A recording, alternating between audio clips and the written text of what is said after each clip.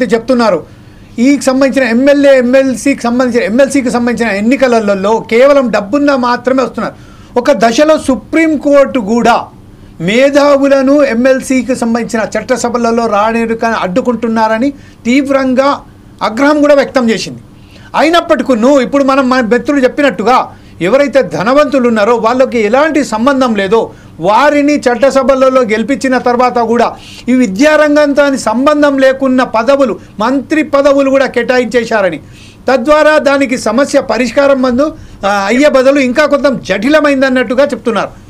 ఈ విషయంపై ఎన్నికలు బహిష్కరించాలి అంటే ఇప్పుడు ఎమ్మెల్సీ ఎన్నికలను బహిష్కరించే విధంగా కూడా ఒక దశలో మిత్రుడు గతంలో ఎన్నికలలో పోటీ చేసి సెకండ్ స్థానంలో ఓడిపోయిన చంద్రశేఖర్ చెప్తున్నారు. దీనికి మీరు ఏకభిస్తున్నారా అండి డానియల్ గారు? నమస్తే అండి, అందరికీ శుభాభినందనలు తెలియజేస్తున్నాం. మంచి చర్చా వేదిక పెట్టారు. గతంలో మాట్లాడుకున్నట్టుగా చూసినప్పుడు ఇప్పుడు చంద్రశేఖర్ గారు చెప్పినటువంటి విషయాన్ని మనం ఎన్నికలను బహిష్కరించడం కుదరదు. ఎన్టీ రామారావు చేసినట్టుగా ఆ పెద్దల సభను పూర్తిగా రద్దు చేయడానికి ఒక పోరాటం చేయడమే తప్ప ఎన్నికలను బహిష్కరించడం అనేటువంటిది ఈ ప్రజాస్వామ్యయుతంగా జరిగేటువంటిది కాదని నేను అభిప్రాయపడతా ఉన్నాను. ముఖ్యంగా ఈ రెండు రకాలైనటువంటి కోణాలు మనము ఈ ఎమ్మెల్సీ ఎలక్షన్స్లలో చూడొచ్చు. అటు గ్రాడ్యుయేషన్ అయినా ఇటు ఉపాధ్యాయ ఎమ్మెల్సీ అయినా కూడా రెండు పార్శ్వాలు మనకు కనిపిస్తాయి. డాక్టర్ బిఆర్ అంబేద్కర్ గారు రాజ్యాంగంలో ప్రధానమైనటువంటి ఒక విషయాన్ని చెప్తారు.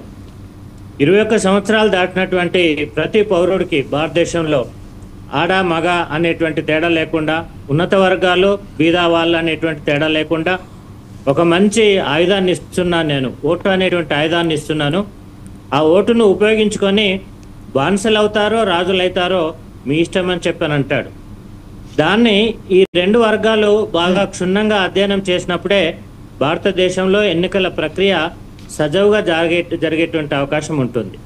ఎందుకంటే అటు గ్రాడ్యుయేట్స్ అంటున్నాం, డిగ్రీ చదువుకున్న వాళ్ళు, ఇటు ఉపాధ్యాయులు అంటున్నాం. ఒక మంచి సమాజాన్ని తయారు చేయడానికి ఉపాధ్యాయుడు ప్రధానమైనటువంటి వ్యక్తి అని చెప్పి బాబాసాహెబ్ గారు రాజ్యాంగాన్ని రచించేటప్పుడు ఉపాధ్యాయ ఎమ్మెల్సీ ఉండాలని చెప్పి కోరుకున్నాడు. అటువంటి ఉపాధ్యాయ ఎమ్మెల్సీ ఈరోజు మిత్రులు చెప్పినట్టుగా జీవన్ రాజు గారు, శర్మ గారు మాట్లాడినప్పుడు, ఇప్పుడు చంద్రశేఖర్ గారు, దేవదానం గారు మాట్లాడినప్పుడు చెప్పారు, అది ఒక ఏమంటాము ధనవంతుల చేతిలో ఆయుధంలాగా మారిపోయేటువంటి అవకాశం ఉంది. దాన్ని కల్పించేది కూడా చదువుకున్నటువంటి వాళ్ళే. దాన్ని మనము పరిగణనలోకి తీసుకోవాలా. ప్రతి ఉపాధ్యాయుడు నిజంగానే ఎమ్మెల్సీగా గెలిచినటువంటి ఉపాధ్యాయుడు ఏ రకమైనటువంటి తీరుతెన్నులు కనిపిస్తూ ఉన్నది ఎమ్మెల్సీ సభలకు పోయిన తర్వాత అని చెప్పి మనము బేరీజు వేసుకుంటే అటువంటి ఉపాధ్యాయుని మాత్రమే మనం ఎన్నుకునే అవకాశం మన చేతిలోనే ఉంది. ఉపాధ్యాయుడు అంటే ప్రాథమిక పాఠశాల నుండి హై స్కూల్ వరకు, జూనియర్ కాలేజ్ వరకే కాకుండా యూనివర్సిటీ స్థాయి వరకు రిప్రజెంట్ చేసేటువంటి అధికారం ఉన్నది.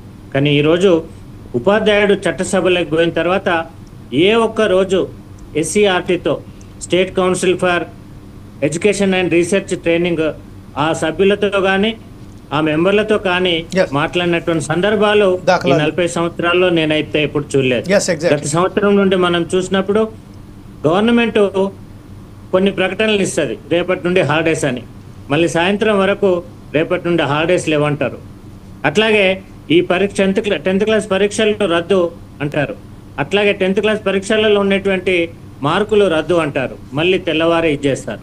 అంటే ఒక academic side, non academic side, financial side, non financial side చూసుకునేటువంటి విద్యావేత్తలు మండలిలో కరువైనరని చెప్పి నా అబ్జర్వేషన్ లో తేలింది. కాబట్టి ఉపాధ్యాయ ఉద్యమంలో ఉండి ఉపాధ్యాయునిగా వచ్చినటువంటి వాళ్ళు మాత్రమే ఉపాధ్యాయుల యొక్క సమస్యలను తీర్చడానికి అనుకూలంగా ఉంటుందని చెప్పి నేను భావిస్తాను. ఇప్పుడు ఒకసారి మనం